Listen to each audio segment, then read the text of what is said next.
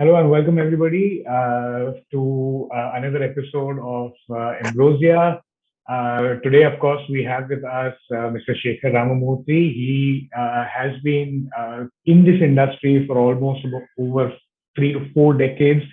He's obviously enjoyed a lot of different stints with really popular and big companies. In his recent role, of course, he is now the executive deputy chairman for ABD, Allied Blenders and Distillers, and we all know that they are now filing for their IPO. They've already filed the papers for their IPO, so which means that it's a very, very important time. So that's also one of the reasons why we feel this is a great time and opportunity to speak to him, to talk to him about what the plans are with the IPO, what in general the company is planning to do as well. So Shekhar, thank you so much for, of course, coming on board. Firstly, thank you very much for having me on the show, Avya. It's a pleasure talking to you. And, it's your show. So I will let you guide us through it. Right. Great. So, first and the very simple basic question is that I know, of course, the papers have now been filed, the interest is there, but since the preparation for that usually starts way in advance. So, since how long has this been in the offing, in terms of going public? Okay. So, Bharat, it's a slightly uh, more complicated answer than the question that you have. So, clearly, my association with Allied Blenders and Distillers is little over a year now. I Mhm. joined the ABD July of last year. Right. And what I can say is that over the last 1 year, we have had internal discussions with our shareholders, some senior members of the team, and we felt that this would be the right time to actually go to the markets and, as they would say, unlock value both for the shareholders and for the company. I understand. Right. But I mean, of course, the markets kind at this point of time in this juncture, markets are slightly slow. I know that when the plans were there, of course, or when this might have been in the offing, at that point of time, a lot of companies were basically filing in their papers. They were coming out or going public. Naturally, we've had some really good successful ones as well, and then there have been some which have found it a little challenging. So over the course of this period now, do you still feel it's the right time or it's a great time to do it? Because I know 6 months back it was really savvy, it was really happening, and now the markets are slightly dilly dolly. Bhavya, what I would like to say is when you decide to go to the public markets, raise and get yourself listed, it cannot be a short-term decision. One doesn't do it for a point in time. Yes, there will be certain times when the narrative around the economy, the narrative again around the geopolitics politics around the world will be positive. There'll be times when the narrative will not be so positive. But when a company decides to listen, you must understand, and I know you do, but for all your listeners and readers, that we are a 100% private company. And for a 100% private company to decide to go to the market, it's a very big decision. And it's obviously a well thought through and considered decision. And we're in it for the long term. We're not looking at it as in, hey, we're going to list today and what is the value that we're going to unlock. We Right. are very conscious of the fact that once you go to the markets, once you list, the responsibility of the company, the management team, and everybody around the company is to keep delivering results and keep delivering value to shareholders continuously, not just in a point of time. So, yes, there can be uh, variations and ups and downs in the economic narrative, in the geopolitical narrative, but that's in a point of time. But when you look at it in the medium to long term, we believe that this is the right time. I understand. I mean, any nerves, any pressure? It's natural, of course. I know it's obvious, but for you as an individual, of course, now leading the company up front. Well, it's both a challenge and and a responsibility. We look at it like that. It's even when you are a private limited company, you have a responsibility to shareholders, and when you become a listed company, you have many more shareholders who you're responsible to. So yes, it's an exciting time. What I would like to say is an exciting time. It's a time of change, and as an organization, we are looking forward to it. Naturally, I mean, ABD as a company has been doing really well when it comes to the popular category segments, popular products. but which is where naturally the volume business is. But if you see in the last more decade or so, most brands, of course, international have already been doing that, multinationals, but even a lot of the Indian companies, domestic companies, they're moving a lot towards premiumization. So where is that push currently for ABD? I know that you already have products, of course, in specific categories over there. But in terms of a long term, what is that strategy? Can we expect a lot more in terms of premiumization, especially moving forward? It's a good question, Bhavya, and let me try and answer it the way we see it at ABD. Uh, and there's one aspect that I always like to highlight. There is often talk of premiumization in our country, and we tend to ignore the fact that India is a poor country. And at the end of the day, at little over $2,000 per capita GDP, we are a poor country. Obviously, we're growing.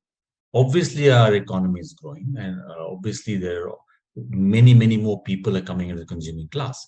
So, when you talk of premiumization, I'd like to look at it as a complete spectrum and not as often written about in media about premiumization among the urban affluent in this country. Yes, there is an urban affluent in this country. People like you and I are part of what I call urban affluent.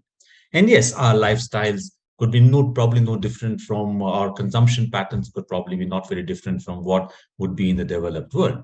But India is a vast country. India is not homogeneous, neither socially, nor economically, nor culturally. And therefore, there is premiumization happening at every consumer segment, at every economic level. So when people Right. move from non-consuming into consuming, that's also premiumization. And obviously, there is premiumization. Obviously, there's moving up at all levels. And I often give this example, and you may have heard me saying that uh, one of my most favorite brands, non-alcohol brands, one of my most favorite brands, which I personally love, is the Parle G biscuit. Sells at 5 rupees or 10 rupees a packet. Right. Now, do you call that premium? Do you call that popular? Do you call that cheap? It's value. There is a very interesting photograph a couple of days ago where Mr. Bhatia of Indigo is having Parle G with tea on the flight.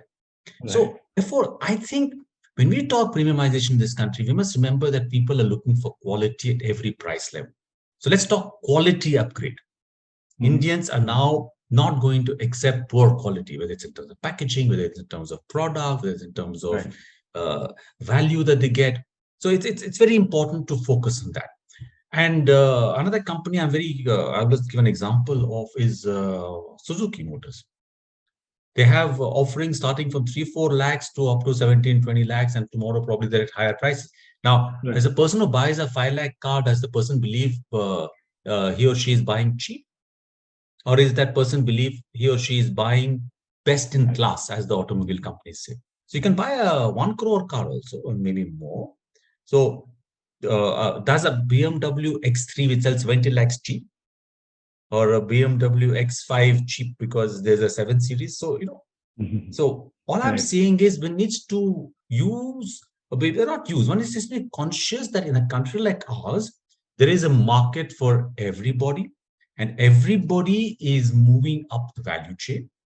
Right. And what is our responsibility as, let me bring it down to the alcobev space, what is ABD's responsibility? And is to offer consumers value and quality at all potential price segments. And that's what we're doing. We already have, as you know, Officer Choice Blue, and we have Sterling Reserve B7, B10, we have Chiron Brandy. And I'm not at liberty to tell you what as yet, but over the next 6 weeks, you will see a lot of NPD activity being unveiled by us in Nice. different markets. It'll take us time to roll it out across the country because, as you know, as we have discussed, we're a state subject. It takes time to take it Right. to markets. Right. But we have a lot of NPD, and all of it is at more at premium levels, as you called it. And we have a lot of NPD coming. That is it. Does it mean we will, quote unquote, not focus on our existing portfolio? Not at all. We want to be an organization which serves the needs of all existing and potential consumer segments who are looking for quality and value. And that is what ABD wants to be. ABD is in certain ways, and ABD will be in a far broader sense in the next 6 to 12 months. Right. So, I mean, as you said, that it's been a year that you've actually now been, of course, with ABD. How has that landscape for you changed, especially when you came in? I know, of course, before this, prior to this, you were naturally heading UB. And then prior to that, of course, you had a lot of experience with spirits as well. But then with a large portion of the last almost decade or so, naturally, you were with UB and now coming into this. How has that landscape changed for you personally, and also what is it that you have your key learnings have been over these stints?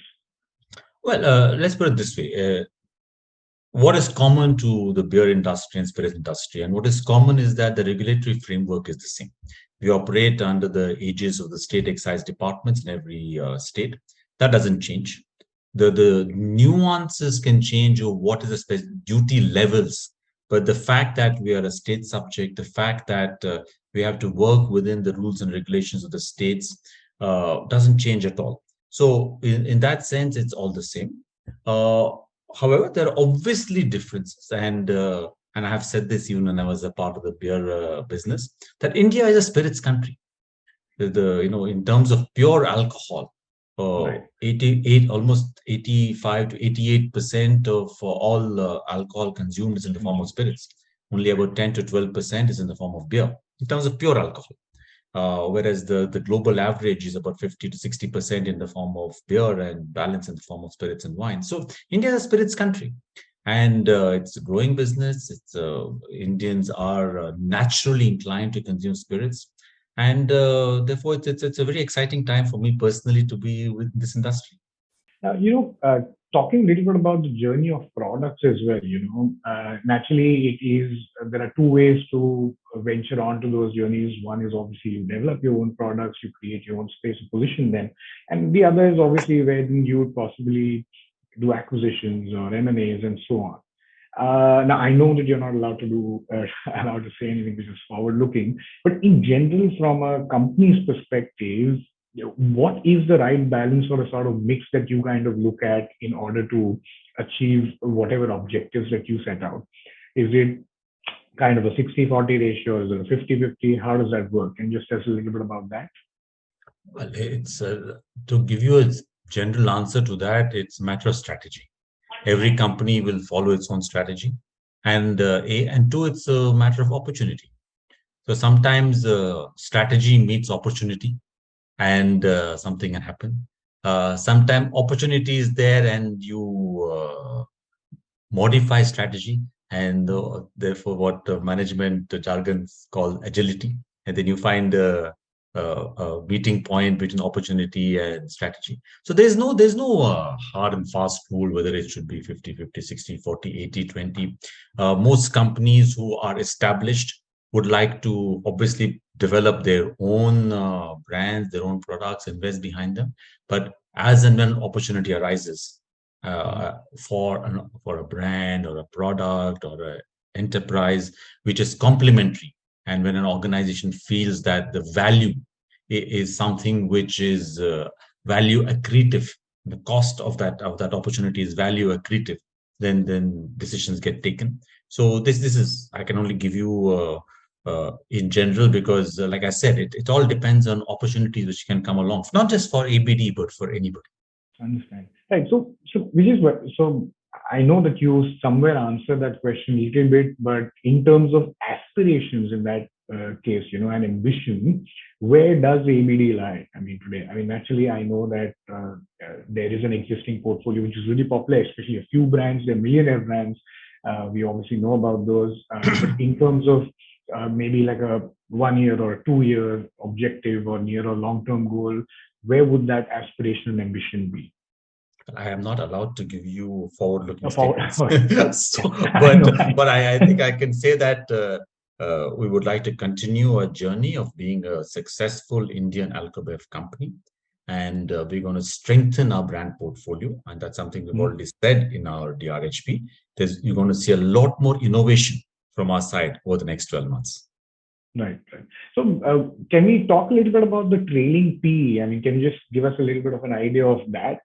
Because naturally, that talk is about extremely that beyond what is there in the document. I can't talk to you anything about anything to do with the values, etc.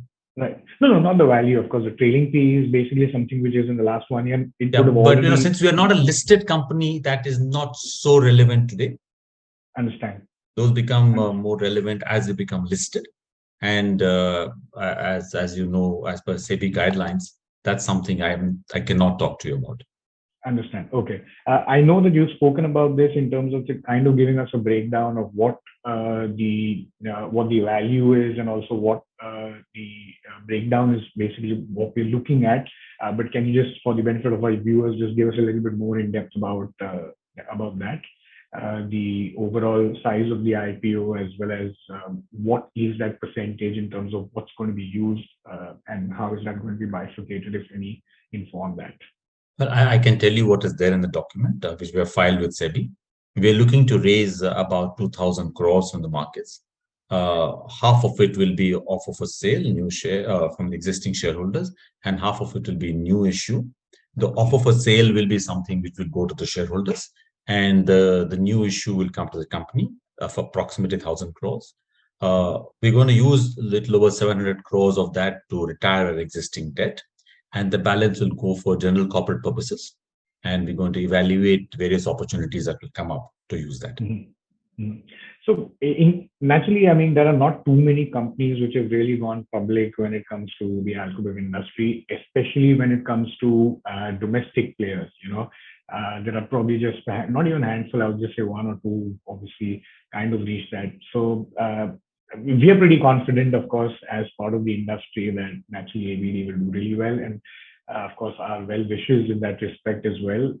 But keeping that in mind, I mean, do you think that you are in a really good boat, or you are in a good stead at this point of time, considering the number of options, anyways, for people who really are looking to invest into the alcohol industries are quite limited and they're pretty structured?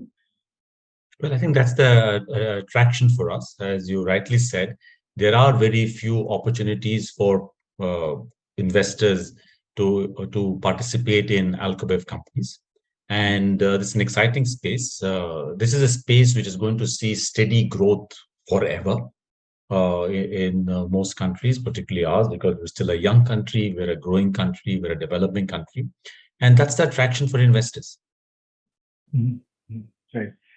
Coming to the purview of course, state matter, how, from an alcobev company's perspective, how challenging it is to navigate through a lot of those processes. If also, are there any suggestions, or are there any things that actually come to mind which probably make things a lot more easier?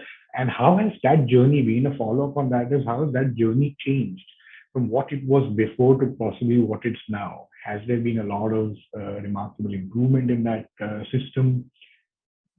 Well, the answer is yes and no. Has fundamentally the fact that we are governed by state excise, state governments changed? No. Do I think that will change? No. Why? Because as per our constitution, alcohol is a state subject, and I do not see that changing in the foreseeable future, because that's enshrined in our constitution. And the revenue from alcohol is very important contribution to state exchequers. So that aspect of it being a state subject is very, very unlikely to change. Okay. Two, has the journey changed? Again, yes and no. Why? Let me say, why do I say yes, it has changed? I think over the last 2 decades, what we would find is that the regulators, the bureaucrats are more amenable to meeting and listening. So you can talk to people, you can approach them, you can present your point of view. And have there been changes? Of course, there have been changes. One of the most significant developments, and it's part of how India's digital journey has been. Right. There is so much digitization of interactions and interface with state various parts of state government. That, I think, over the last 5-7 years has changed dramatically. That makes it much easier to deal with a lot of the regulation. Mm-hmm. But when I say no, are some of the fundamental pain points of the industry, which is limited number of outlets, uh, restrictions on hours of operation at our units, uh, the lack of freedom for pricing. So those pain points continue, and we are hopeful that in time, with more dialogue, more exchange of thoughts and ideas, the industry will find a win-win solution to that too.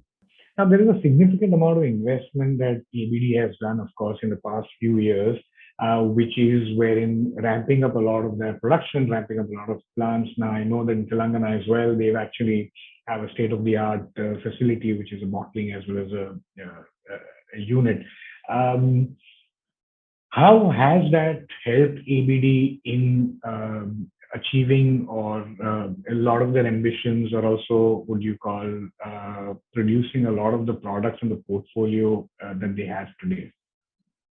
Well, again, it's a matter of strategy, and it's important in our business to, as you know, because we're a state specific business, and rules and regulations and interstate tariff barriers exist. Therefore, it's important for each company to have manufacturing units in every state, sometimes more than one. So that's what ABD also has. We have access to about 40 manufacturing units across different states. We have that one distillery, which is in Telangana in a place called Rangapur. And that also is adding a lot of value to our business because, it de-risks the dependence on ENA. And sometimes there is cost benefit of having own access to own ENA vis-a-vis buying out ENA. But, it's again, it's important if you want to be, and if any entity wants to be a successful company in the alcobev space in India, it's important to have manufacturing facilities in every state. I I understand, and I like how you're kind of being a little just being on the line, not treading over it. I understand that you're not allowed or at liberty to speak and say a lot of things which naturally can have some challenges. But what is possibly the biggest challenge that you see for ABD in general? I mean, not of course. Um, can possibly also be when it comes to the listing as well, and also in general in business as well. I think the challenge for APD is similar to a challenge for any company operating in alcobev space. And I've said this always, that the biggest challenge for any alcobev company in India is regulation. Because we have so many states that we have to deal with, and there are always situations where one or two states will have an adverse policy and one or two states will have a positive policy, and it's about balancing the two. And the second big challenge for the alcobev industry is the fact that the freedom of pricing is limited. Again, it goes back to regulation. I think that's the biggest challenge, and you have to be constantly agile and constantly have open mind and ability to deal with change at a rapid pace. I understand. Right. So, in fact, that's what. So, you were talking about change. So, naturally, the past 2 years have been very different for most companies and most businesses around the world. How is it that one, how has those past 2 years been? Number two is also that what were the rapid adaptations possibly that a company like ABD had to do in order to mitigate any risks or any challenges that they might have faced in these 2 years? Obviously, last 2 years we were faced with the unprecedented challenge of the pandemic. And again, it impacted the whole industry. In the first instance, the business was stopped in the first phase for 2 months. In the second phase, while the business was not completely shut down, however, there were severe restrictions, and to a large part of even the second wave and most of the first wave, all the bars and points of consumption were closed. So that puts a huge pressure, puts huge pressure on the way we operate. And the biggest challenge at that point of time becomes cost, because the revenue line is going to be under strain. So a company needs to look within and be able to look at costs in a very critical manner. And just like everybody else did, that's what ABD also had to do. Will you continue your millionaire brand like Officer's Choice continue to be the largest selling brand? I think second largest in the world right now. Yeah. So Trilok, absolutely. Like I said, we have a commitment to all our brands. Important to respect the consumer. I think Right. the key and a company which does not respect Mhm. the consumer will always know you're not respecting the consumer. And if you see what we have done with Officer's Choice for the last 6, 8 months, we have upped the image of Officer's Choice, both in terms of communication, the packaging, the way we present the brand. It's much more youthful, much more vibrant, and you'll see a lot more of that going forward. Because we at ABD and you know me Trilo for many years, I genuinely believe that the key to a successful brand, of course, everything of the brand needs to be has to be, but the key is you must respect the consumer. The But your moment the journey consumer from, yeah, I get your point. Your journey for premiumization will continue now after this continue, but IPO. not at the, but we will not make any brand, uh, leave any brand out of the journey. Right, right. You will continue what you have been doing, and the And concentration will be there. we'll keep adding, and We'll keep adding. we'll keep focusing on consumers at every price and value point. So I have a follow-up question on the consumer and respecting the consumer, Shekhar. I mean, you said naturally that that's very important, but how difficult is it from, especially in this industry where consumers have their preferences, they are known to kind of have their brands. For example, if someone drinks one particular type of brand, if it's a whiskey, then it's very difficult to kind of have them turn over and move over to a different brand. So in that respect, I mean, like, how is it that you see that dynamic moving, and in the categories possibly that you might enter? Do you find that challenging? Consumer behavior is both loyal, uh, as well as promiscuous. And why do I say that? All of us are consumers, so we are loyal to the brands we like, but all of us have, let's say, two, three, four brands that we have in a basket, which are interchangeable, right? So there is brand loyalty. There's also promiscuity. And what do I mean by that is that as a consumer, we also like to experiment. If we see something new across categories, and I'm not talking of spirits or beer here, I'm talking across categories. You use certain brand of shampoo, you see something totally new, promising you some benefit, you will try once. And if you like it, you may try it again. Juices, you may have prefer a certain juice, somebody offers something else, you try it. Anything. So therefore, and we are non-durable. It's not like buying a car or a television. You buy it once and you're not going to change it for a few years. But here, the risk and the cost of trial is limited. So therefore, there is the one is the hard facts of the opportunity size. You look at the size of the industries, see the opportunity size, both economically, what are the gaps, what can you potentially get if you are focused on your objectives. And then you look at the consumer and tell the consumer, because you respect consumer loyalty, but you also kind of look at the consumer and say, hey, I'm asking you to try something where the risk to you as a consumer is low. The risk of buying a new house is high. Risk of buying a durable is high because you're not going to do it again and again. But risk of buying a non-durable, which you buy, consume, and finish, is not very high. Let's take even a premium whiskey in our country. If a 750 ml bottle costs 1,000 rupees, a 180 ml bottle costs 250. Is that a high risk of trial? Not really. Not really.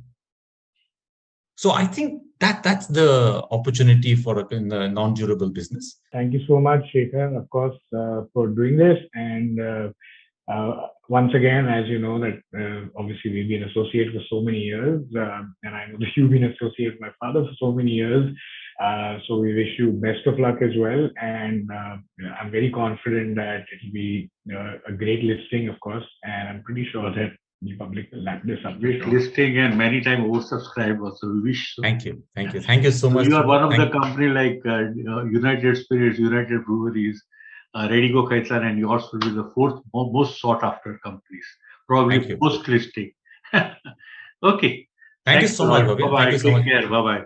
Yeah, pleasure talking to you. Thank you. Thank you. Thank you Bye-bye. so much. Thanks a lot. Bye.